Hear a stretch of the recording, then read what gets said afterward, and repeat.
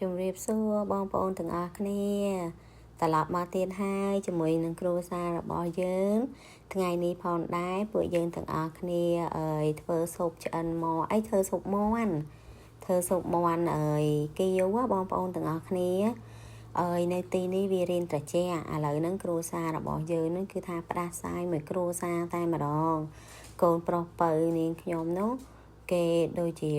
ក្អកផងឈឺកផងហើយកូនស្រីហ្នឹងក៏មិនសូវស្រួលហើយខ្ញុំនេះ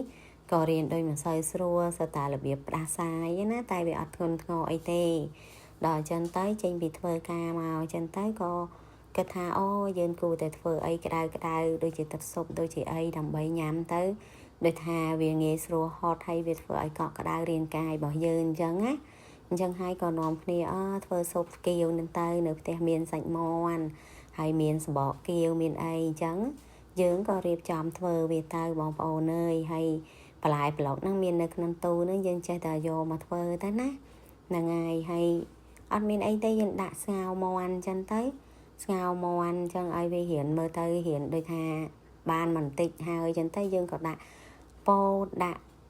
ខ្ទឹមបារានដាក់ការ៉ុតដាក់អីហើយយើងដាក់បងដូចថាគ្រឿងរបស់យើងមានទឹកត្រីមានស៊ុបខ្នុរនឹងឯងអំបិលអញ្ចឹងណា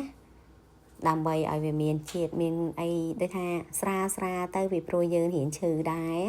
ដល់អញ្ចឹងយើងមិនសូវយករសជាតិដិតអីប្រហែលទេហើយយើងមកងាស់វាដាក់អញ្ចឹងទៅដល់ទៅពេលមើលទៅដូចថាអូវាអូខេរៀនដូចថាគួរសមហើយយើងក៏ដាក់គល់ស្ពៃបកូនឹងចូលទៀតទៅណាដើម្បីវាជាបន្លែដល់ពេលដែលយើងដួសវាញ៉ាំទៅញ៉ាំជាមួយនឹងស្ពៃនឹងអញ្ចឹងទៅណាបងប្អូនអើយហើយបងប្អូនទាំងអស់គ្នាថ្ងៃនេះបានអីធ្វើម្ហូបហូបដែរ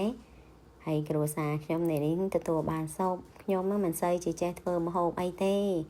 បានលោកប្តីគាត់ដូចថារៀនជំនាញជាងខ្ញុំទឹកស៊ុបទឹកអីហ្នឹងគឺគាត់បកកាយធ្វើអញ្ចឹងទៅបានគាត់នឹងធ្វើឲ្យហូបអញ្ចឹងណាហើយបើរូបខ្ញុំវិញចេះតែឆាស្ងោរចៀនមិនសូវជាជំនាញទេបើកានៅផ្ទះវិញមិនចេះធ្វើម្ហូបតតែសោះដានតែទៅលក់អីវ៉ាន់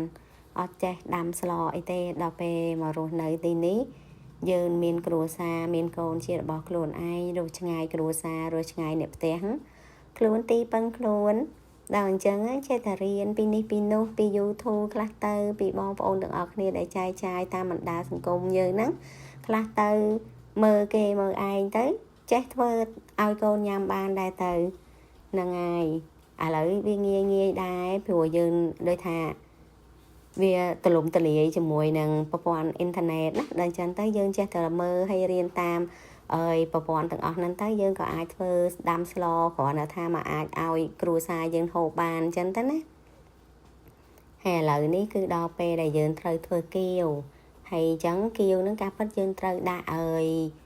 បកាទៀតណាប៉ុន្តែយើងអត់មានដល់អញ្ចឹងអត់បានទៅផ្សារទៅអីទេវាយប់ហើយ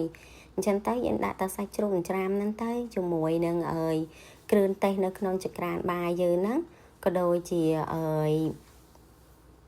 ខ្ទឹមសខ្ទឹមក្រហមហើយស្លឹកស្ពៃបូកូ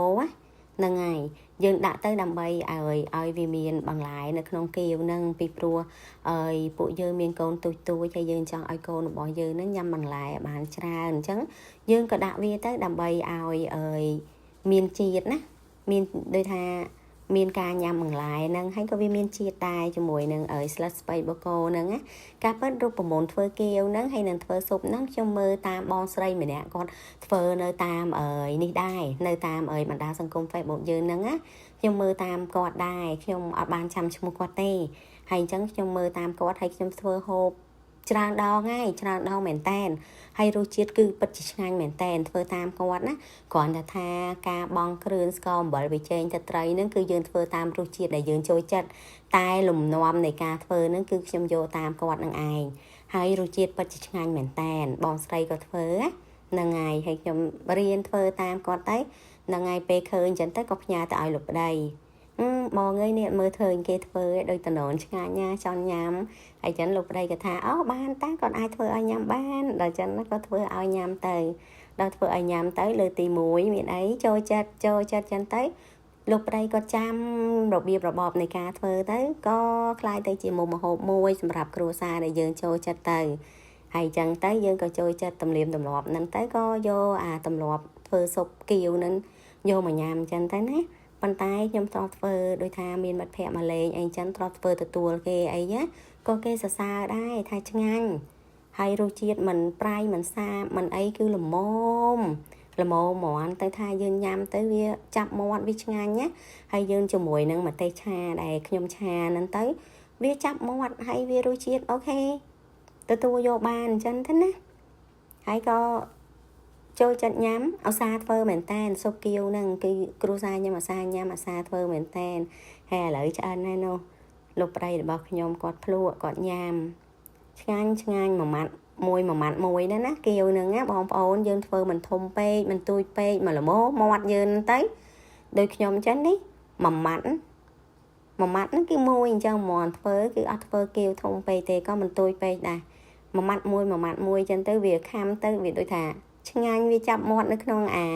ដូចថាគៀវហ្នឹងយើងខាំទៅវាមានជាតិក្នុងមាត់អរគុណច្រើន